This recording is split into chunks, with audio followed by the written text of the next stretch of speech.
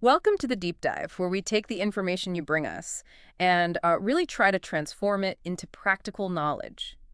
Today, we're doing a deep dive into something super intimate, but often, well, baffling: our emotions. Think of it like decoding your own emotional operating system. Yeah, it's a journey, isn't it? Into how we feel, why we feel, and maybe most importantly, how we can get better at navigating those feelings.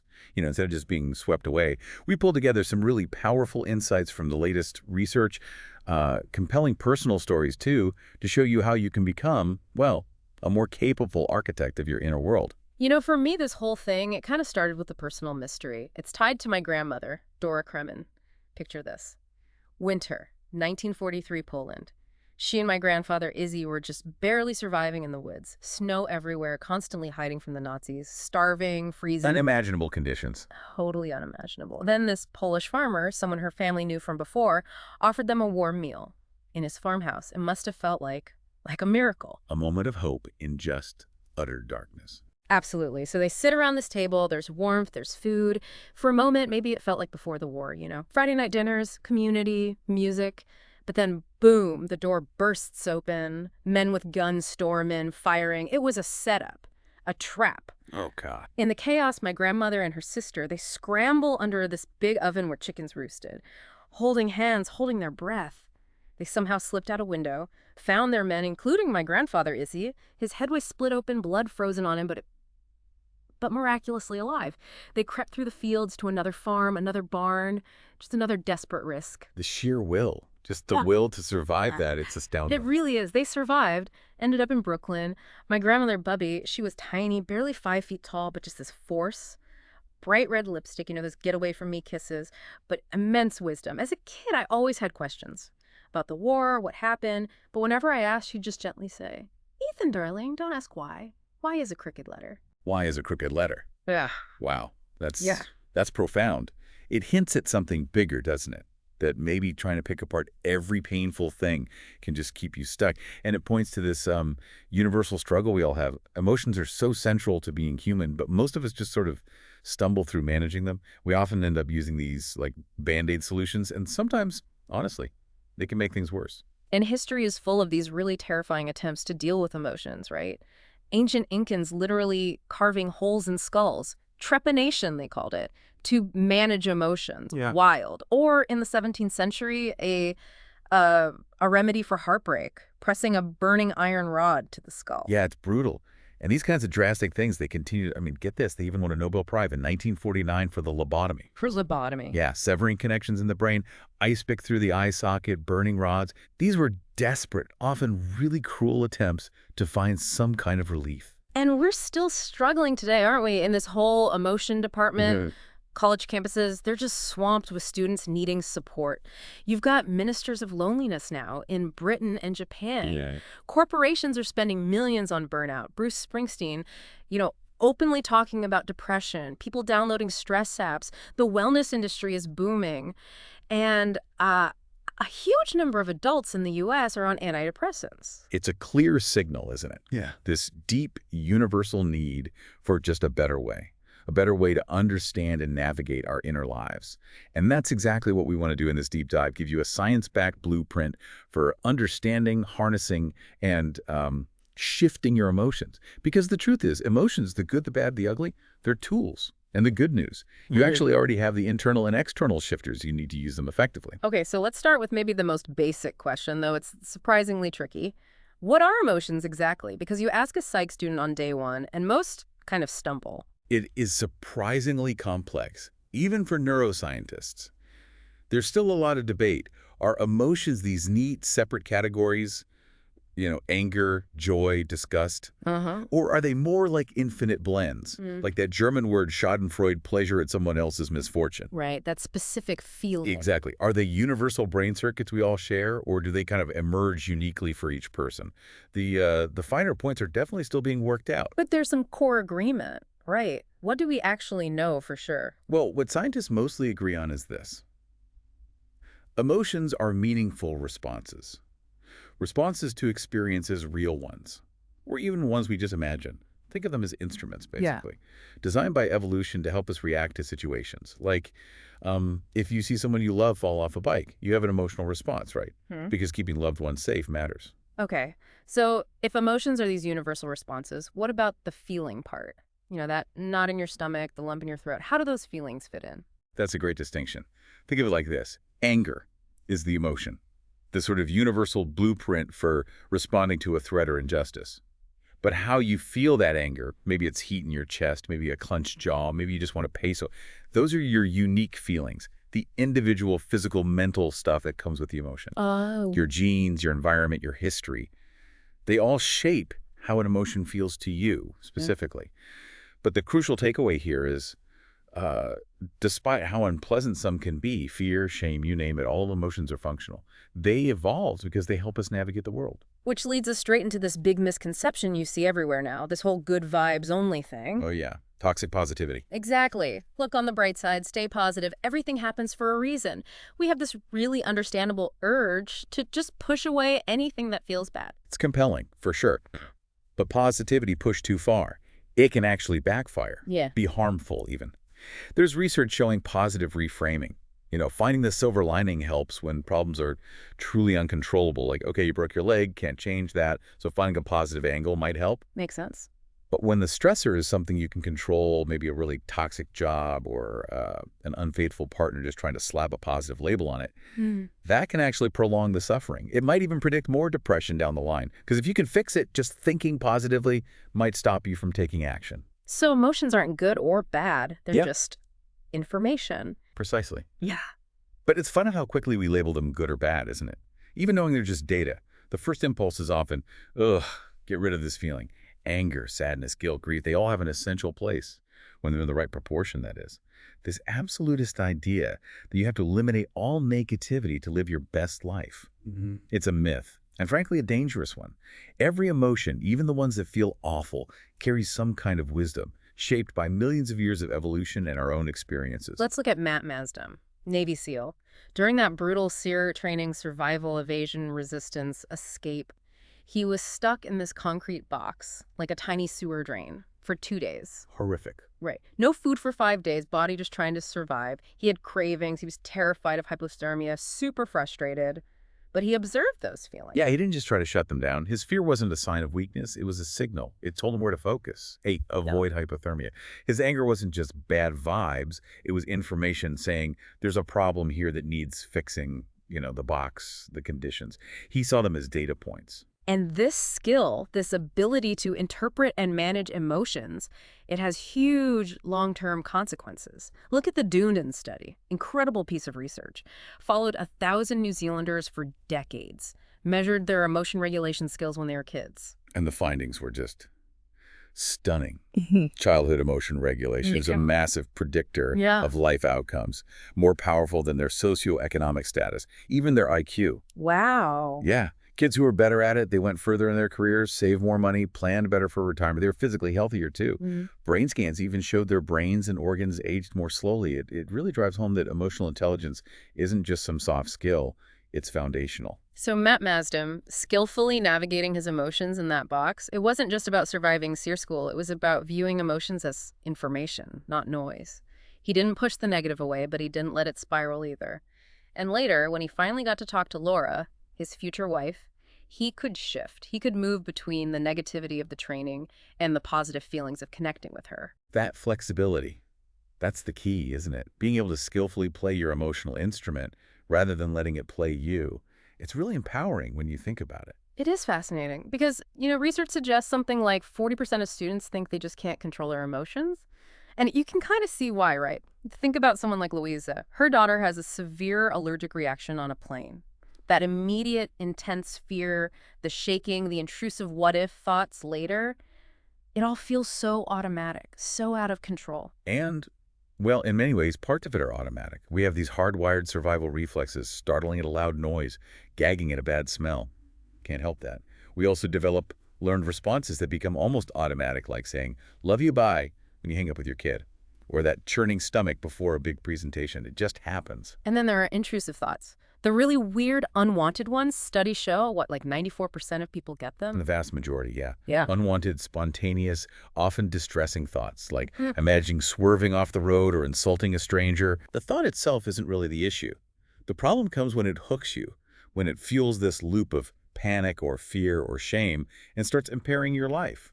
Like Louisa, finding herself stuck in worry, losing sleep, not being present. But this is where cognitive control comes in, that uniquely human thing, our ability to kind of step in and modulate those automatic responses. Exactly. It lets us think abstractly, shift our attention, put the brakes on unwanted thoughts and feelings. Yeah. Think about your poison ivy example. You really want to scratch that itch, right? It's an automatic urge, but you resist. You use cognitive control because you know scratching will make it worse. That's your brain's executive function kicking in. And our prefrontal cortex, that highly developed part of the human brain, the sort of headquarters for complex thought, that's the powerhouse behind this. It lets us manage how we engage with thoughts and feelings. And this amazing capacity probably evolved for really good reasons. One idea is the social intelligence hypothesis. It helped us navigate tricky social dynamics, cooperate without getting kicked out of the group. Yeah. Right. Another is the ecological intelligence hypothesis, managing unpredictable resources, like food. Being able to resist eating all the berries now and plan for later, it's a massive human advantage. And Louisa, the mom with the allergic daughter, she eventually had a breakthrough. One day, a scary image popped into her head, but right then, her daughter needed help with a scraped knee. Louisa got so focused on that, she realized later the scary image hadn't looped. The cycle was broken, so she started intentionally distracting herself. Small things like picking up a book. She even taught herself to flip the negative thought, like instead of seeing her daughter eating peanuts, she'd picture her happily eating a hot dog. That breakthrough really highlights something powerful, self-efficacy. It's this master belief, as psychologist Albert Bandura called it, the belief in your own ability to handle challenges, including managing your emotions. Bandura showed this with his classic snake experiments. If people believed they could handle the snake, they were way more likely to try and succeed. Large studies show self-efficacy boosts performance by nearly 30% across all sorts of areas, drinking less, handling conflict better. When you believe you can manage your emotions, you're already a big step closer to actually doing it. Okay, so we've covered what emotions are, why we feel them, this idea of control. Now let's get into the actual shifters, starting with the internal ones. First up, sensation. Our senses, they're like these primal direct lines to our emotional brain. Think about Proust and the Madeleine cookie that taste instantly triggering this flood of memory and emotion. Yes, exactly. For me, it can be music. Like a Journey power ballad, Don't Stop Believing, comes on in the car, and my daughter's whole mood can just flip. Or I remember in college hearing John Legend, he was John Stevens back then, sing for the first time. Just his voice, that sensory input, it completely shifted something in me. Made me feel like, okay, I'm in the right place. And these aren't just random flukes. Our five senses, sight, taste, touch, hearing, smell, they act as powerful emotional levers. The smell of your partner's t-shirt can literally lower cortisol. Yeah. Petting a dog is calming. Sugar hits dopamine pathways. Just looking at nature scenes can speed up healing in hospitals. And people have known this intuitively for ages, right? Ancient Egyptians used essential oils, kai-fi for anxiety. Ayurvedic healers linked taste to emotional states. Even prehistoric cave paintings were a way to express feelings through sight. Absolutely. Yet there's this funny gap.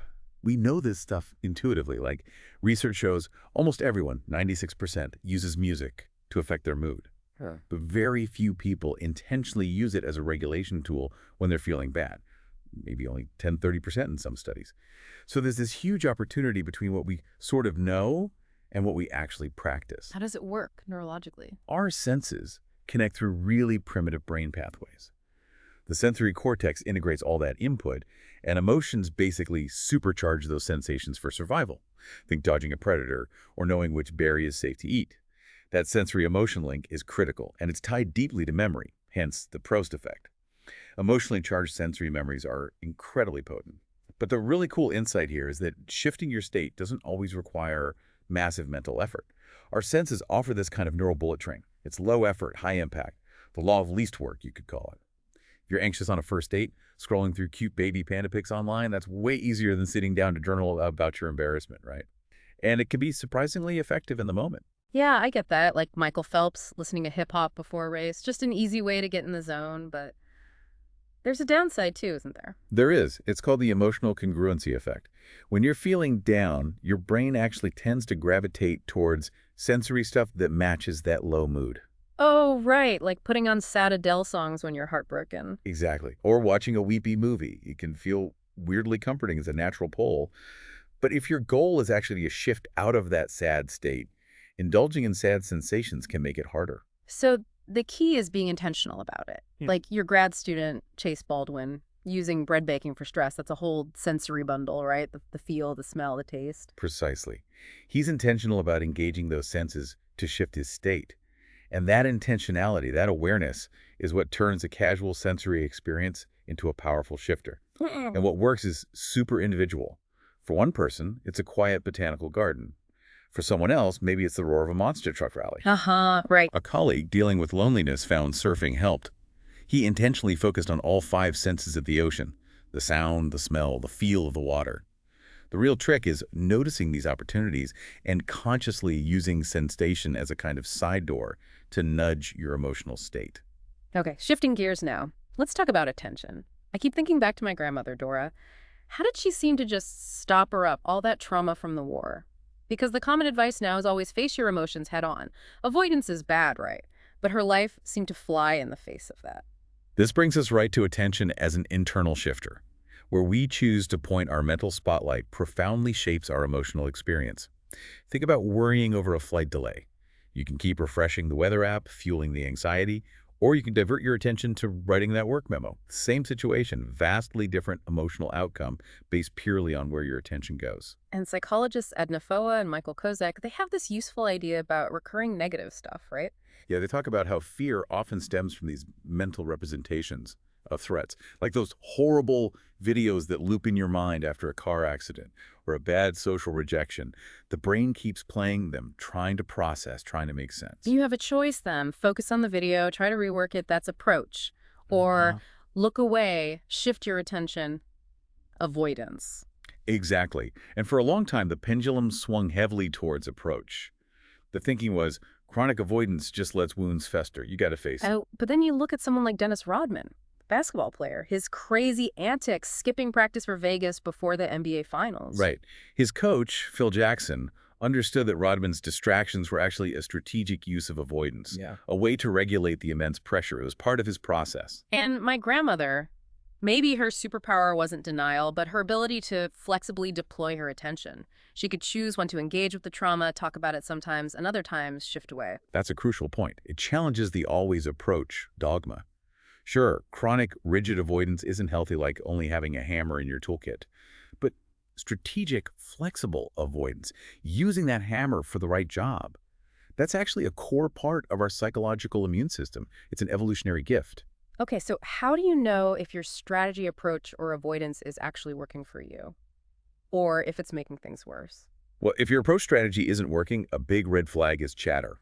You're just stuck in a negative loop, replaying thoughts or scenarios over and over, but getting no new insight, making no progress. It's like picking at a scab that's already healed. Or, your example of your dad bringing up his decades-old divorce when it's not painful for you anymore. Your system dealt with that wound ages ago. Gotcha. And what about when avoidance isn't working? You'll find yourself trying really hard not to think about something, but it just keeps popping back, maybe even stronger.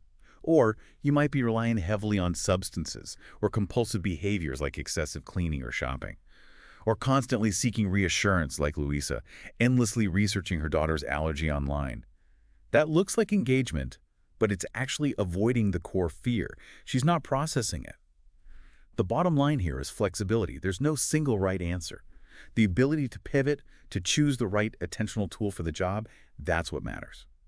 All right, on to the next internal shifter perspective. Because sometimes the problem is just too big or too intense to simply look away. Like astronaut Jerry Linenger, fire on the Mir space station, smoke everywhere, flames shooting up, metal melting. He couldn't just distract himself. He had to confront it to survive. Exactly. This is where reframing comes in. Sometimes called reappraisal or cognitive change. It's an absolute cornerstone of cognitive behavioral therapy, CBT. Think of it like putting a filter on a camera lens. You can't change the scene out there, but you can change how it looks, how you perceive it. So that painful breakup. Instead of the I'm unlovable filter, you could try the this is a chance for growth and discovery filter. Same event, different perspective, different emotional consequence. And this is the prefrontal cortex again, right? Doing its complex thinking thing, manipulating information, reframing challenges, past, present, or future ones. That's right. And having this changeable filter is crucial for two main reasons. First, some stuff is just unavoidable.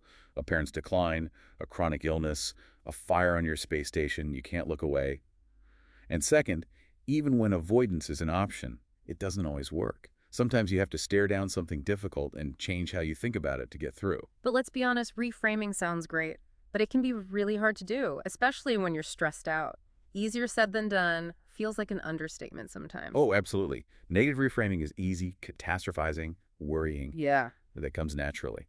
And high stress can actually kind of zap the prefrontal cortex like a brownout, making that sophisticated reframing much harder. So how can we make it easier? Well, language itself can be a surprisingly powerful tool for shifting perspective. For instance, there's the foreign language effect. Research shows that thinking about a problem or decision in a second language actually reduces its emotional intensity and can lessen cognitive biases. Huh. So being bilingual is like having a built-in emotion regulator app. Kind of. Mhm. But even for monolinguals, small shifts in how we talk to ourselves can make a difference. Look at Novak Djokovic at Wimbledon. Down 2 sets, goes to the bathroom, looks in the mirror and tells himself, "You can do it, champ. Not I, but you." Right, creating distance. Exactly. It leverages Solomon's paradox. We're often better at advising others than ourselves. Using you creates that helpful psychological distance. Jerry Leninger did it instinctively during the mirror fire. "Okay, Jerry, you got to get going." It put him in that rational distance survivor mode. We can also use mental time travel. Project yourself forward. How will this feel in a week, a month, a year, 10 years? Louisa, the overwhelmed new mom, started picturing herself enjoying moments with her baby in the future, not just surviving the present misery. That reframed the current struggle. And sometimes perspective shifting helps us find meaning, even purpose, in really profound loss. Vic Stretcher lost his 19-year-old daughter, fell into deep depression. Then one day, kayaking, he almost felt her voice say, "Get over it, Dad." Wow. That distance self-talk, that external perspective, it jolted him. It didn't erase the pain, but it shifted his view, setting him on a new path driven by purpose. It really echoes Viktor Frankl, doesn't it? That idea that even in the worst circumstances, we can choose our attitude, choose our perspective. It gives you agency over your own story. So these internal shifters, sensation, attention, perspective, they're always inside us, always potential tools. But importantly, no human is an island. We're not closed systems. The world outside us, the spaces we're in, the people we're with, the cultures we're part of, these are huge external factors. They act as shifters themselves, and they also trigger our internal shifters. Yeah, take Laurie Santos, Yale professor, host of the Happiness Lab podcast. You'd think she'd have it all figured out. But she hit massive burnout, overwhelmed, stressed, doing exactly what she told her students not to do. Our spaces influence us in subtle, indirect ways, too. Like, there's fascinating research comparing rice farming regions in China to wheat farming regions. Rice farming requires intense cooperation, functional interdependence, and over generations, that seems to have shaped different cultural norms and even emotional tendencies. The landscape itself shapes us indirectly. And then there's the direct impact. The immediate surroundings pulling on our senses, our attention, our perspective. Like Sean, the soldier whose marriage fell apart while deployed, he went back to his childhood home in Wyoming. The moment he walked in, that space just washed over him. Nostalgia, safety, relief. The environment itself shifted his emotional state. And Laurie Santos, when she burned out, she took what she called an unplanned sabbatical. She didn't just escape Yale, she intentionally chose Cambridge, Massachusetts as her green space. Not literally green, but a place of respite. Being in that different environment allowed her to reconnect with her past self, see new possibilities. It directly shifted her perspective and feelings. And we can actively tweak our spaces, right? Like my famous pizza doggy bag story. Friends leave after a party. I immediately pack up the leftover pizza for them to take. Removing the temptation. Exactly. It seems small, but getting it out of the house makes it so much easier to avoid that late night binge and the guilt later. It kind of flips the script on willpower. Maybe controlling your environment first makes self-control easier. Definitely. And you can also add things strategically. Putting a photo of your mom on your desk. Research suggests that can actually buffer you against emotional pain or help you recover faster by activating feelings of safety and connection. Even who we end up close to is influenced by space. Like how I met my wife, Laura. We lived 2 doors down in college, took the same route to class every day. That sheer proximity, the propinquity effect, made meeting almost inevitable. It's all interconnected. Our relationships, they're like these powerful emotional currents. They shape us, often without us even realizing it. Your executive education workshop experiment showed that so clearly. Oh man, that was eye-opening. Split the group right. Half were cheerleaders, told to be super supportive, enthusiastic. The other half were assholes, instructed to be stoic, critical, withholding praise.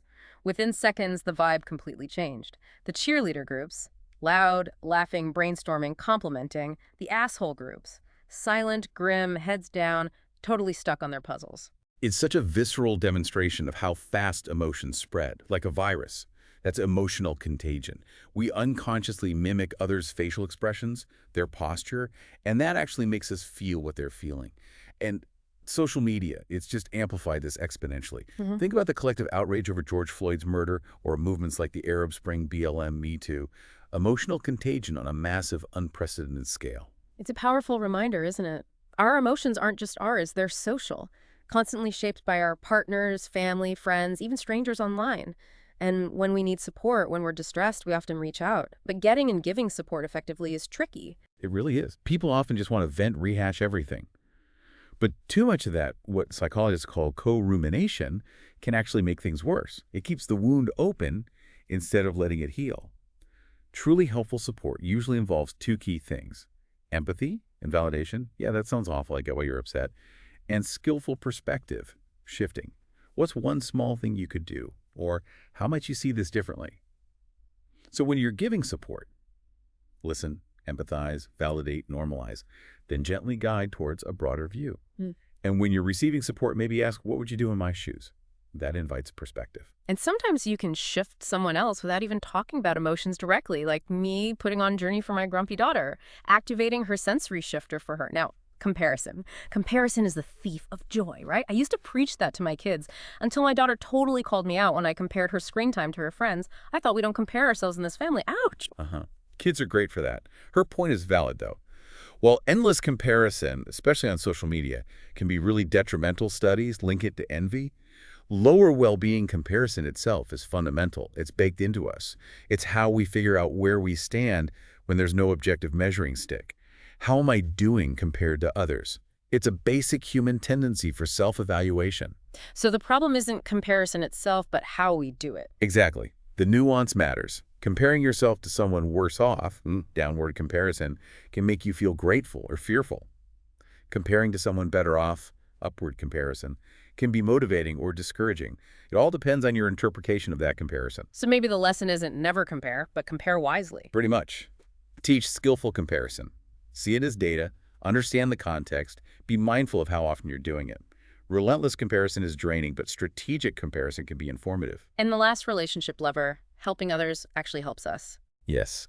Liz Dunn's research on this is fantastic. People who spend money on others, even small amounts like $5, consistently report feeling happier than people who spend it on themselves.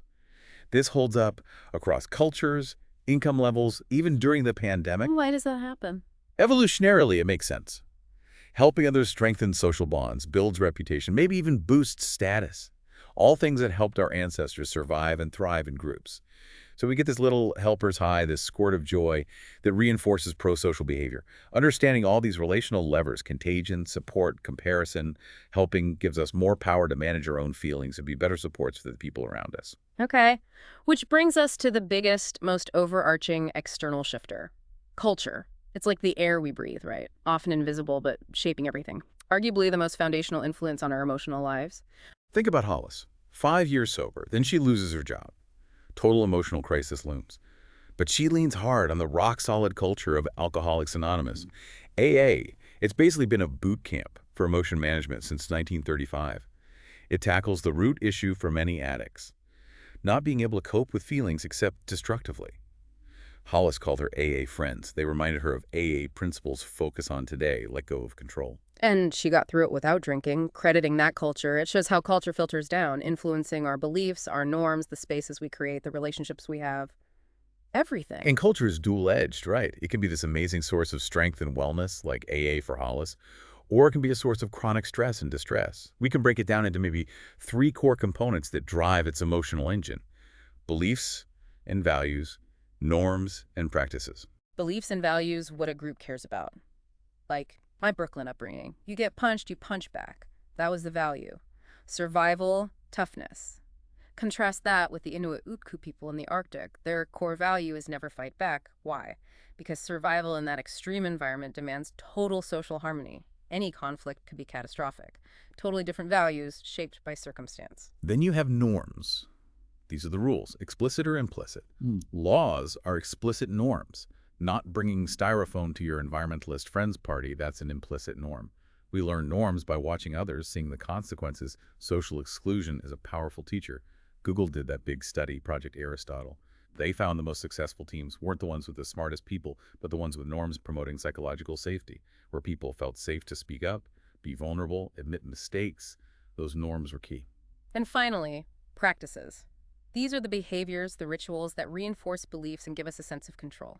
Religious holidays, family traditions, even LeBron James doing his chalk toss before a game. Exactly.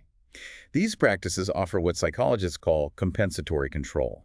When things feel out of control, rituals provide structure, predictability, a sense of order. So if we understand these components, beliefs, norms, practices, we can use this blueprint.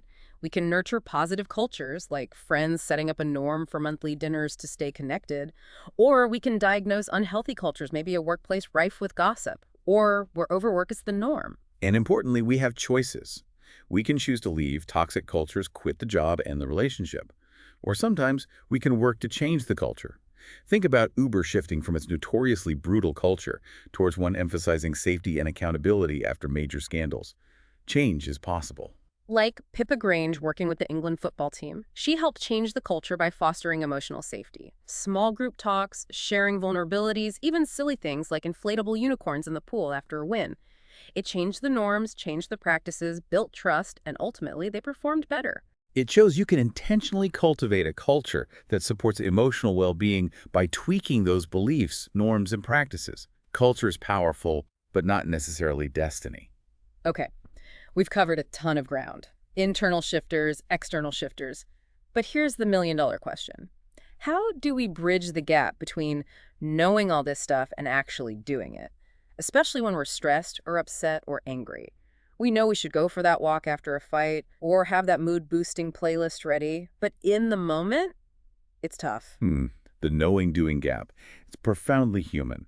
And this is where, believe it or not, the Navy SEALs offer another really valuable lesson. Matt Mazdam's team raiding that bomb maker's house. They didn't know the exact layout, but they drilled countless if-then scenarios. If we encounter unexpected resistance here, then we do X. If someone steps on a booby trap, then the protocol is Y. Practicing contingencies. Exactly. Over and over until the response is automatic. Like a NASCAR pit crew changing a tire in 2 seconds flat. It's not conscious thought in the moment. It's drilled-in instinct. So how do we civilians drill for emotional situations? Well, first, let's look at what doesn't always work. Gabrielle Eidingen's research is fascinating here. She studied positive thinking, just fantasizing about achieving your goals. It's really like visualization. Yeah. But she found that just visualizing the positive outcome without considering the hurdles can actually decrease your chances of achieving the goal. Tricks your brain into feeling like you've already done it, reducing motivation, and just dwelling on the obstacles isn't helpful either. So what's the missing piece? She called it mental contrasting. You need to combine that vivid fantasy of the desired future, your wish, and the best outcome with a clear-eyed visualization of the main obstacle that might get in your way. That contrast is key. It grounds the dream in reality and mobilizes energy. Okay, so you see the goal and you see the hurdle, then what? Then you need a plan.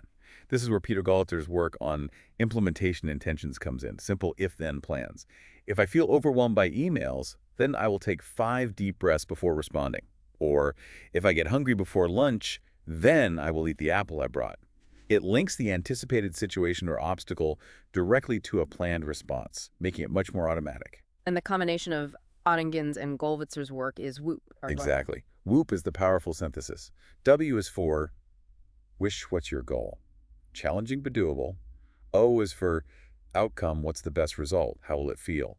The second O is for obstacle, what's the main internal thing holding you back? Your own habit, fear, belief. And P is for plan your if-then statement. If obstacle arises, then I will perform my planned action. And this WHOOP process actually works. The research is really strong. Studies show Whoop helps people improve grades, stick to health goals like exercise or diet, manage chronic pain, process negative emotions better, even improve relationships. And it works across ages, even with first graders. It's a practical tool to turn intention into automatic action. So we can whoop our way to better emotional regulation. Like, if I feel angry at my partner, then I will take a 5-minute break before talking. Precisely. It helps automate those healthier responses, bridging the knowing-doing gap in predictable situations. Of course, life throws curveballs. You can't woo for everything. Unexpected stuff happens, like the seals encountering shattering glass they hadn't planned for. And that's when all the other shifters we've talked about, sensation, attention, perspective, using your space, leaning on relationships, become your versatile toolkit, your emotional first aid kit for the unexpected. Because ultimately, there's no single magic bullet. Emotion regulation is super personal, isn't it? Like finding the right diet or exercise routine, it's idiosyncratic. The goal isn't to just numb ourselves or get rid of all pain. It's about learning to listen to what our emotions are telling us and responding in a healthy, flexible way. Managing, not necessarily eliminating. Couldn't agree more. Emotional pain is information, valuable information.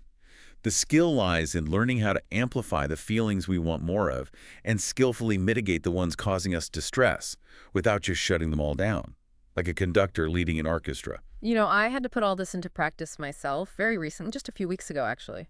My daughter's school got canceled. Anonymous school shooting.